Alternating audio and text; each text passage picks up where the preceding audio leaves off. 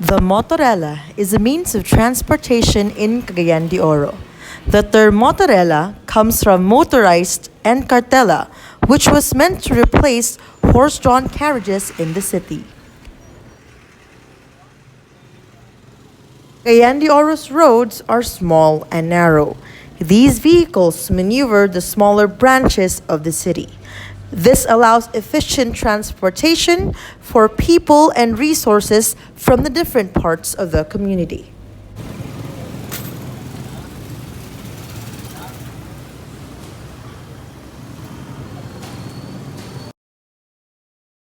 This vehicle was created by Rafael Floyrendo, a Kagay-anon inventor. Floyrendo, upon seeing the inconveniences brought about by the cartela and the newly invented tricycles, made a safer, more efficient way to go through Cagayan de Oro's roads. With the patent number 2243, Floyrendo won the second prize during the Filipino Inventors Week on May 1968, sponsored by the National Science Development Board, or NSDB, or what is now known as DOST.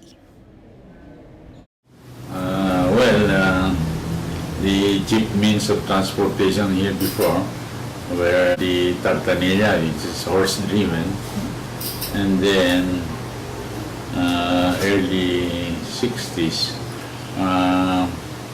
the tricycle was introduced as the three-wheel motorcycle cab, where the driver is on the left side of the vehicle and the passenger on the right side.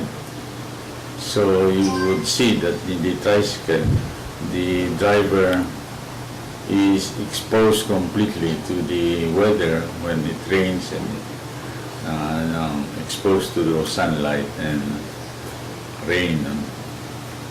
So I thought of putting the motorcycle in between two wheels and making it four, so that the driver will be situated in the front and center of the vehicle.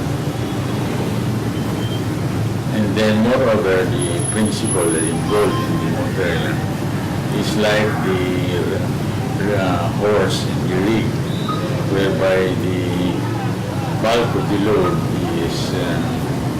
is carried by the rear wheels, and the prime mover is in the front portion of the vehicle.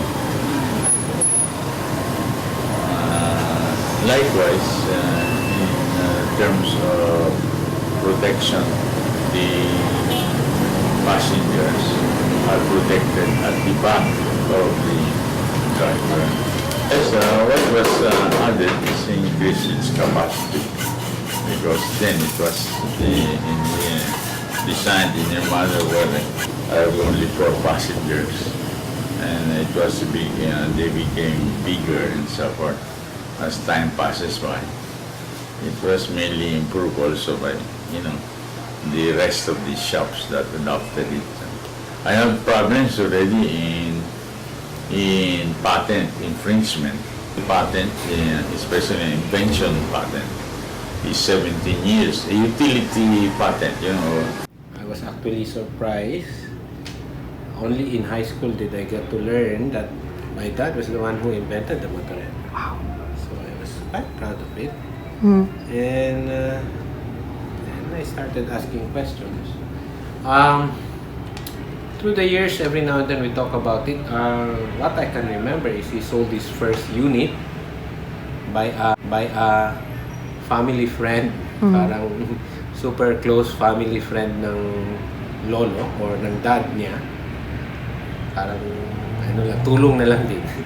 So binili ang first unit niya, and he sold it for about, I believe, 500 during that time, 1970s. And yun nga, it was invented in 1965, patented. 1964 he invented it and had it patented in 1965. Ang sabi niya, it's a motorized driven, a motorized carretela. Hence the word Motorela. kinumbine na yung motorized carriage. Basically, the concept is, it's a horse-driven carriage. Instead of the horse that's carrying or pulling the carriage, it's the motorcycle. That's why, napansin nyo, medyo tilted pa rin yung carriage. Just like a horse carriage, no? It's tilted. So, basically, the rear wheels are free wheel. There's no power. The one that's the power came from is the motorcycle itself. Pulling it. That's why there's no reverse. That's true. If you're wondering, walang reverse ang Motorela. And you can even dislodge the motorcycle and use the motorcycle and park the carriage. And basically, that's it. I think during the time, di pa masyado gaano, even the IP, intellectual property rights, are not that strictly enforced or adhered to. There were a lot of business establishment who opted to copy the design. And there were court cases filed, and I think my dad won several, but eventually he gave it away. He just basically, looking at the bright side, he said that that's just my legacy for the city. And indeed, it's still a thriving, continuing legacy.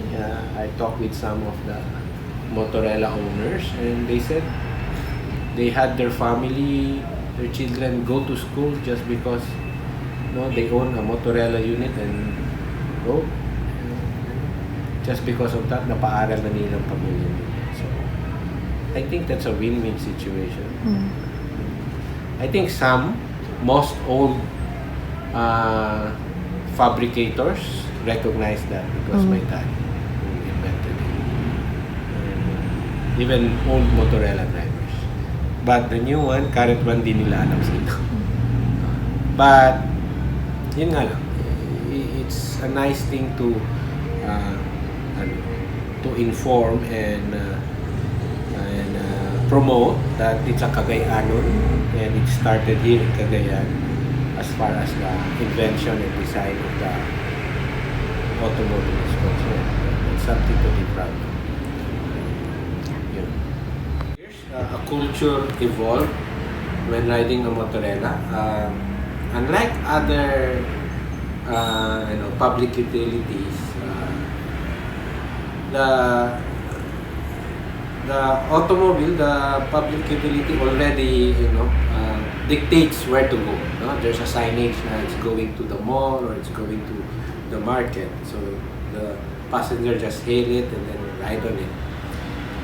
Or a taxi, you just call, you inform the driver where to go. Basically, it's in the middle. It's like a taxi and yet it's a jeepney. You ask the driver where to go. You tell the driver you're going to Makasandik or what, and it's either the driver is okay for that. It's a semi-negotiation thing, and then if the driver is okay, it's on its way, you're right. If he or she is the first passenger to hail the cab, the Motorela. Now along the way, if there are other passengers who hails, and so just so happen that it's on the way, the same street or the same way where the first passenger is going, the driver will say, yes, come on in. Parang it's parang ano ba yun, yung bayanihan na din in a way, na kung saan pupunta yung isa, tapos on the way yung pupuntahan niya, sasama yung iba kasi pareho naman yung dadaanan nila. So, I think that's something. I always say na for a few minutes you get intimate with the strangers kasi dikit-dikit kayo para kayong sardinas, and you get to really be physically close with each other. You don't know the person who is, even in front of you, halos magkadikit yung mga mukha niyo, yung knees niyo.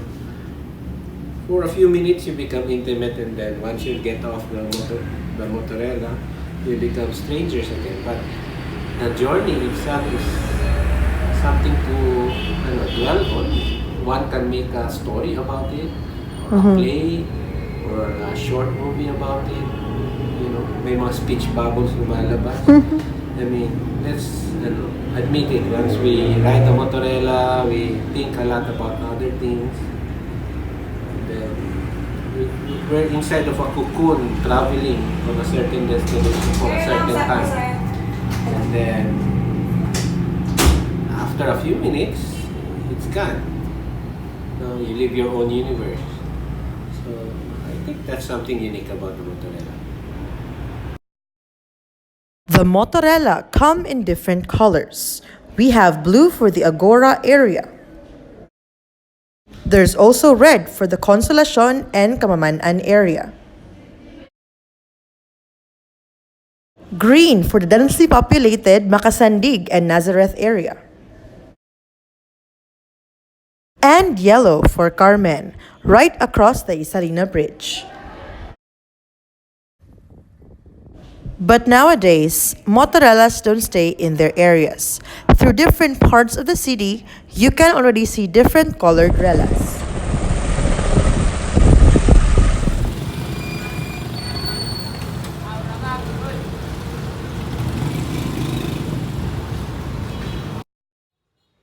Motorelas also have their specific terminals, where they also have their own version of barkers.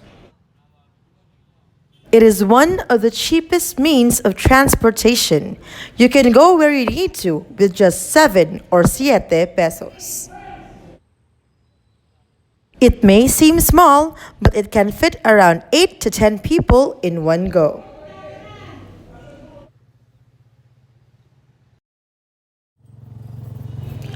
But this is a common scenario in the Motorela. While the Motorela can fit 8 to 10 people, you will find yourself very close to strangers, knee to knee or even shoulder to shoulder. But personal space aside, the Motorela is one way to show the creativity of the Kagay-anons. This, for instance, is a winning entry during the Pascorela, a yearly Motorela decorating contest held in the city.